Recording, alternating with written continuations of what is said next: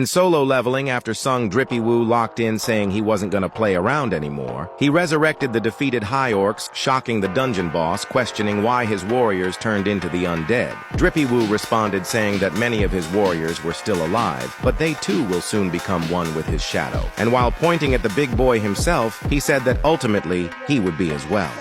The shaman was shitting in his pants now, saying that it was impossible, asking if he could be. But his next words became corrupted, meaning Drippy Woo wasn't supposed to know whatever he just said.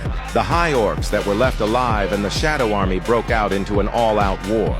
Sitting on the edge of his seat, the shaman questioned if he was a monarch, and if that was the case, then why did they end up here? Upon waking up in the dungeon, the only thing they could hear was just one command: to hunt the humans.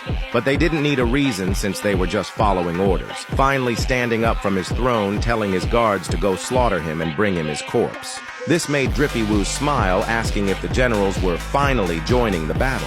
And in the fraction of a second, one of the generals suddenly charged toward Iron, but he managed to block the attack, clashing both of their weapons. It seemed like both of them were evenly matched. That is, until Iron suddenly redirected his sword into the ground, giving him the meanest headbutt ever seen to man.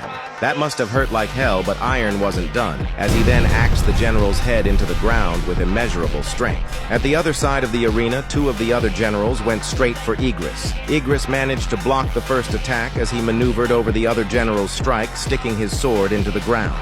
He then pulled out a second sword, launching it toward the fifth general, hitting him right at the back of his head, as he then suddenly stomped on it, thrusting it right through his skull. Dude really had terrible luck, not gonna lie. The Blade General rushed to attack for revenge, but Igris wasn't worried about that shit one bit, easily blocking his attack, chucking him into the air. Iron then came from behind, spawning out of nowhere, batting him even further upward like he was playing baseball. But even then, bro couldn't catch a break as Tank emerged, smashing his entire body into the ground. Tank and Iron waved at each other, knowing they just hit the dude with the meanest combo of a lifetime.